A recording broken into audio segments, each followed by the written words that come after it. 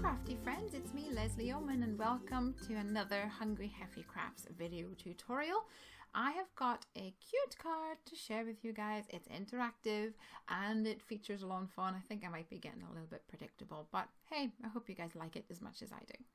This card was inspired by some new crafty purchases over at Lawn Fawn, and I thought it would be cute to make a carousel or a merry-go-round featuring this little unicorn. This is the winter unicorn stamp and it has a die as well.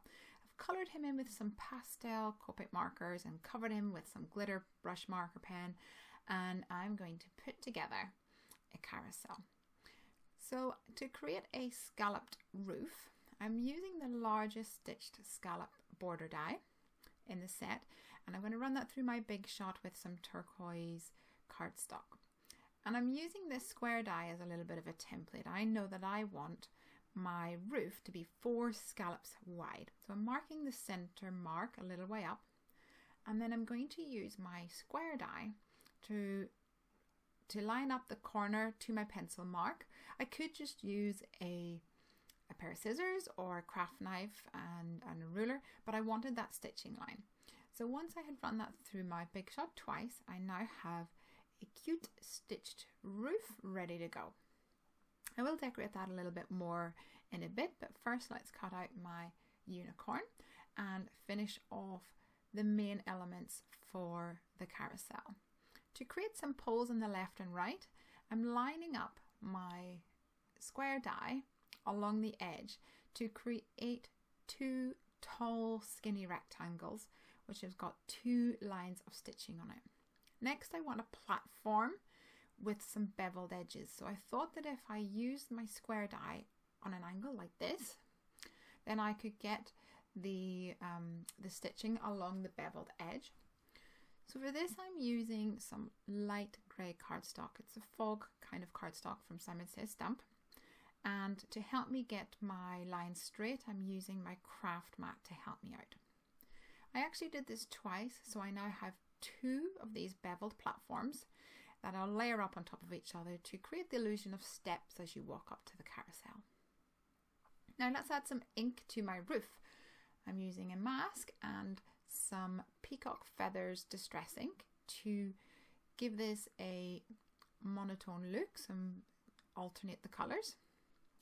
And now for my background, I want to add some grass.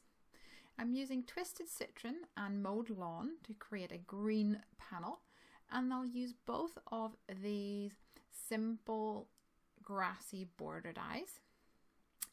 And I'll just give it a spritz with some clean water, and I can move over to the background.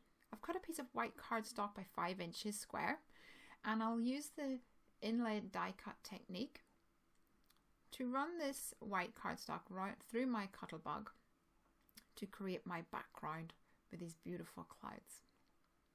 Now I want to create the pole that my little unicorn will bob up and down with, and I'm using the smallest stitched scallop border die, and instead of lining it up I'm offsetting it slightly, and that actually creates a bit like rickrack or a zigzag element. You'll see later I actually change it for a gold colour, but I wanted to leave in the video so you could see it. So let's stick my clouds in place and put my grass on here as well. This top layer of grass, I'm adding just a thin layer of foam tape along the bottom edge, and I'll use a glue pen to stick together my 2 platforms here. And I'll set that to the side while I add some holographic embossing powder to these scalloped edges of the roof, and that will give this a nice glittery sheen for those scalloped edges. Now I want to have a little tiny channel which will allow me to move this pole up and down. I don't need it to be very big. First of all, I was going to use the Lawn Fawn interactive, I think they're called Move On Over die, something like that, and it was a bit too big, so I thought instead I would use the letter I from this alphabet die set, and it's kind of the perfect height. And also, to be honest, I'd already stuck down that top layer of foam, so it was a little bit awkward in any other way. but the eye was a bit skinny. So I ran that through twice to create a bit of a wider channel. So now what I can do is use one of these little elements here. This is My Favorite Things replenishment, and it's made exactly for this purpose. They're made for slider cards, spinner cards, things like that. So I'll use some tape to hold my pole in place, and then I can stick this little circular plastic thing here down with some glossy accents and add a piece of scratch cardstock on the back. Now that it's in place, I'm going to add my platform and the rest of my carousel, but both on the platform and the roof I have left a channel so that the adhesive isn't going to interfere with that gold pole. Now I noticed there was a small hole that you could see through, and to make that less obvious, I'm adding a little piece of that scratch green grassy cardstock on the back so it's not as noticeable. I've cut out another one of my unicorn dies, and I'm going to stick my coloured one on top, and to finish off the top of the pole I've used a stitched circle die to punch out, or to die cut 2 little circles that I can once again stick one on top of each other. So now my unicorn is ready to go round and round and have lots of fun. I stuck the whole card onto a card blank using some foam tape, and to finish off, of course, I added some black glaze pen to the eye, but I also added some glitter pen onto the mane as well. Using some multi-matte medium, I added a sprinkling of sequins all over the card.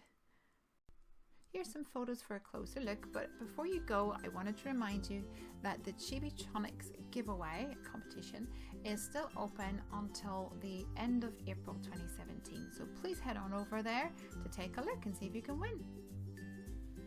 Thank you so much for watching this video. Here's some more videos that you may like. If you haven't already, please subscribe to make sure that you don't miss any of my other videos as soon as they're released.